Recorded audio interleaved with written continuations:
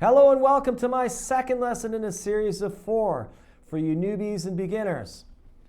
Now I hope you've got the chords down because now I'm going to show you how to put them together, and we're going to cover the chord changes for the most part for 3 very well-known songs.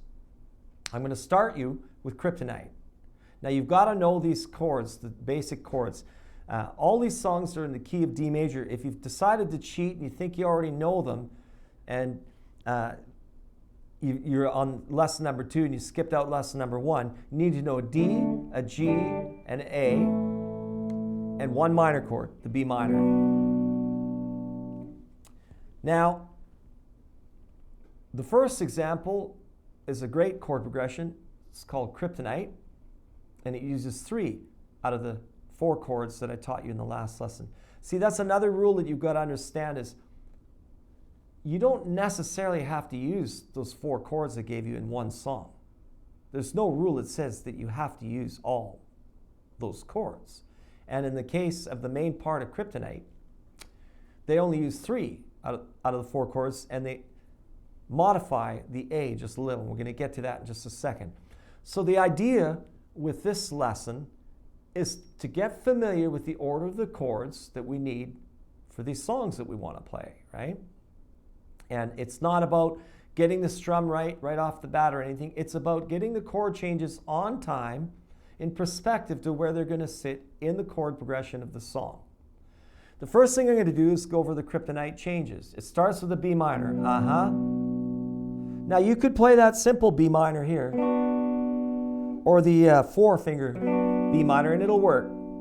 I'm going to play the bar because out of habit, I like that one and it's easy for me. But I'm not saying that you can't play the other forms of the B minor that I showed you in the last lesson. Whatever B minor you know that works for you. So there's the B minor. Then you need to learn to change to a G. Now I'm playing the G with my 3rd and 4th finger. But you could also play the G with just your 3rd finger, like I showed you in the last lesson.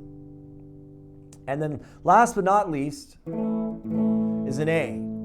Now this is the way I taught you to play an A major, except I'm going to get you to play an A suspended 9th, which is actually easier than the A major, and you might get this one easier, but you should have practiced the A major anyways because you're going to need it for the other 2 songs that I've got as examples.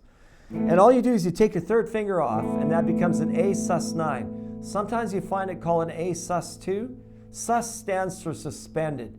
Now there's a big bunch of theory that goes with it, and I won't bore you with that because you're hungry to get onto this song. So the first thing you do is you just start practicing changing the B minor, the G major, and the A major. And once you get used to that, you can add the suspended 9th by going B minor, G major, and A suspended 9th, which is the same as an A major, just with the 3rd finger lifted off. Or if you've got a different fingering, just take the finger off the string, the 2nd string. So you take your 3rd finger for this, like there are other fingerings I mentioned before, right? But if you take your 3rd finger off the 2nd string and leave it open, it becomes an A sus 9. Okay? And then all you have to do is practice. Now you should start get into the count part. The B minor is for a full bar, and that's a way that we measure music and time. So you have to get used to that too. Now I suggest tapping your foot or using a metronome, like a time device, a drum machine or whatever. Don't try to get on to the song that I'm trying to teach you and try and play along with it right away. It'll be going a lot faster than you can possibly handle if you're a beginner, especially if you're a beginner that's struggled. So what I'm trying to do here is say to you, get this step down first. You'll find the next steps easier, and eventually you'll take these gentler steps and you'll be able to nail down the song, and you won't be as frustrated because trying to do it all at the same time is too much. Especially, not everybody has the same capacity to learn. And if you struggle with it, then just take a little bit at a time and get that little bit correct first, you know? And this little bit is just, once you got the chords down, you just want to learn a change from the B minor to the G major to the A suspended 9th, right? And now the B minor is 1 full bar, so it's a 4 count. So what I'm going to get you to do is go 1, 2, 3, 4. So you strum the chord once and count 4 beats. Your strum comes on the first beat. 1, 2, 3, 4. Then you're going to go to the G major for half a bar. You're going to go 1, 2, and then to the A sus9 for 3 and 4.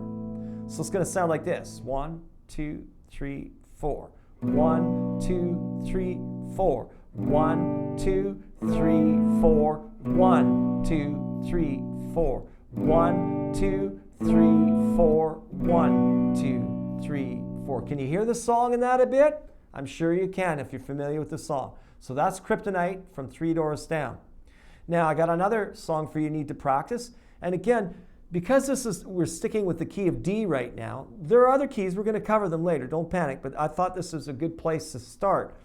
And this is With or Without You, U2. It's 4 chords. Also a cautionary thing about the U2 song, and the Kryptonite song for that matter, and that is that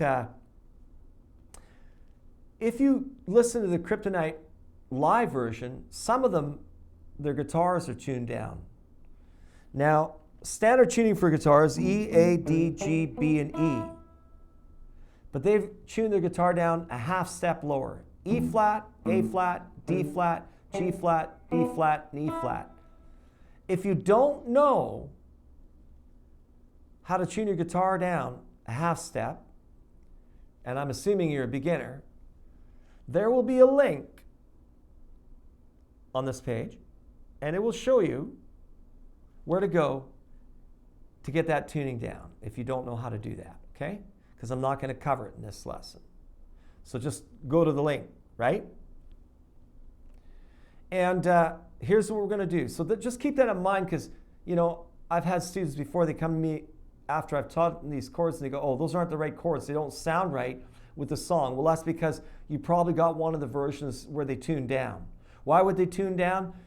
Maybe their voice is really tired and they can't quite sing as high because they've done like 15 different tour dates, and so they just lower the whole band a half step lower, right? And that's a way to give the singer a bit of a break. All right, here's the order of the chords for With or Without You, and this is for the entire song pretty much. Start with a D major, then an A major, then a B minor, then a G major. And you're going to do this. You're going to count 4 for each. So you're going to go 1, 2. Now, I never specified a speed. I'm playing it a little faster than maybe a beginner could play it. Depends, again, on your skill level. But you can pick whatever speed you want. The idea is to nail the chord changes down in time. Like when you go from the D to the A, that you actually nail the A chord, and it's on the 1 beat. So it's like 1, 2, 3, 4. D, 1, 2, 3, 4. A, 1, 2, 3. B minor, 1, 2, 3, 4. G major, 1, 2, 3. And that's your chord order or your arrangement. And you'll notice that I'm counting 4 beats and then I'm changing chords. 1 nice strum for each chord is what you want. You want to get your chords nice and clear. And then as you pick up the speed, you'll start to hear the song in it. 1, 2, 3, 4. 1, 2, 3, 4. 1, 2, 3, 4. 1, 2, 3, 4. 1, 2, 3, 4. 1, 2, 3, 4. 1, 2, 3, 4. 1, 2, 3, 4. 1, 2, 3, 4. A great sounding chord progression and used in thousands of songs too. Not just this song, but this is what we're covering today. And the last one is another U2 song. It's Sunday Bloody Sunday. And it only uses 3 chords, sort of like Kryptonite did, right? And the chords are B minor, D major, and G major. Now you need to take these 3 chord progressions and you need to practice them till you get fairly clear on them. For a Sunday Bloody Sunday, the B minor is half a bar, the D is half a bar, and the G is a full bar.